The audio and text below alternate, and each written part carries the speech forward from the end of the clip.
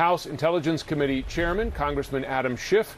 He joins us now live from London. He attended the Munich Security Conference with Vice President Harris, as well as a bipartisan group of lawmakers over the weekend. Congressman, thanks so much for taking the time this morning. Thank you, Jim. So you, like we, are hearing this talk of diplomacy, this offer of a Biden moving forward with invasion plans for Ukraine. Would it, in your view, be a mistake to meet with Putin before Russia de-escalates in some way, moves some forces back from the border? Well, look, I think that any diplomatic effort is worthwhile if it can avoid war. And I think this demonstrates the president's willingness to go to any length in the hope of averting this catastrophe. So I support that overture. I'm skeptical, frankly, because the Russians continue to move troops into a more forward position because they give every sign of their intention to invade, that a summit will go forward. But I think that the president wants to demonstrate, as do our allies, that we're not closing the door to diplomacy. If it's going to get closed, it's going to be closed by Vladimir Putin.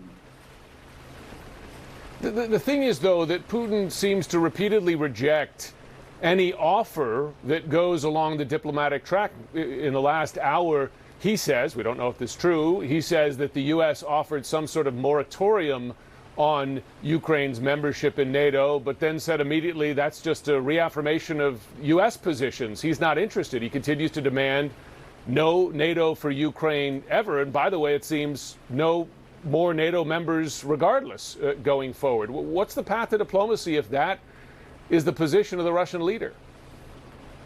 Well, if that's his position, then there isn't much of a path available, and he knows it.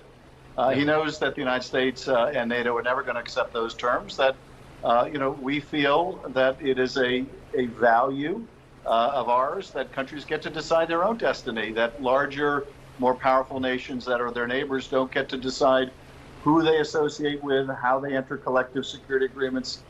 That's not for Vladimir Putin to decide. So, I have to say, Jim, I'm skeptical given the completely unreasonable, unrealistic demands that Putin is making, demands he knows will be rejected and knew from the beginning would be rejected, that he has any intention other than going forward. But nonetheless, we want to go to the last mile to try to avoid war, because if it comes to war, it's going to be a humanitarian disaster. The casualties could be very significant.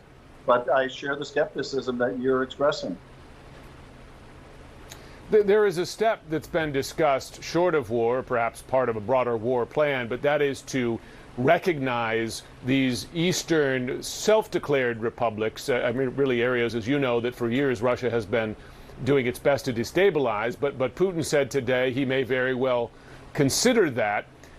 Would you see that as a Russian attempt, frankly, to take over those parts of the country? In other words, slice off another piece of Ukraine as it did with Crimea? And would a step like that, do you believe, generate the kinds of sanctions and response that President Biden has been speaking about?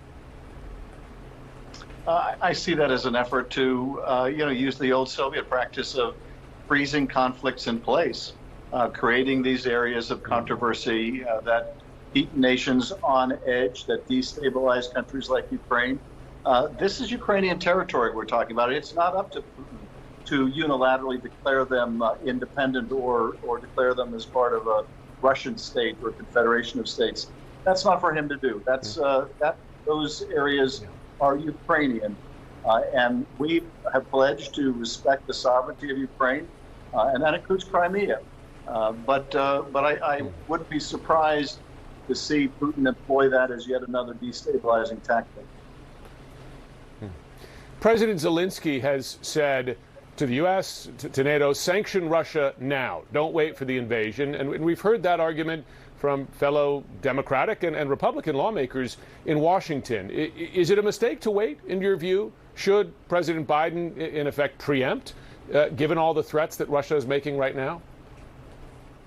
Well, I think that once you've imposed sanctions, you lose whatever leverage you have by threatening, hey, if you go forward, this is what we're going to do. once you've imposed sanctions, then Russia's in the position of saying, well, then we might as well go forward. We're already suffering the penalties. It's another question, and it seemed like Zelensky was looking for a middle way in which the sanctions would be announced so that it would be very clear to Russia what they have to expect. But I have to think that Russia knows very much what it's going to get in terms of sanctions. And they're going to be the most powerful and punitive Russia has ever experienced. It is really a tribute, I think, both to the president and to our NATO allies that we have come together with such unity on this, I think, what will be a devastating package of sanctions.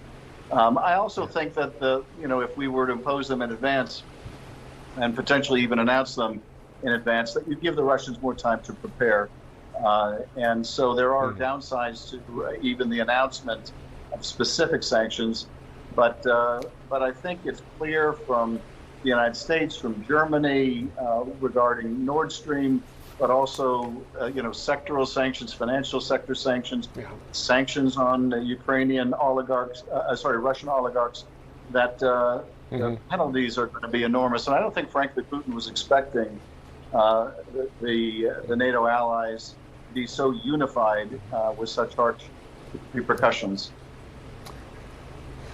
Yeah, sometimes we tend to think of Putin as a flawless strategist, and there are times he can miscalculate as well. Congressman Adam Schiff, thanks so much for joining us this morning. Thank you, Jim.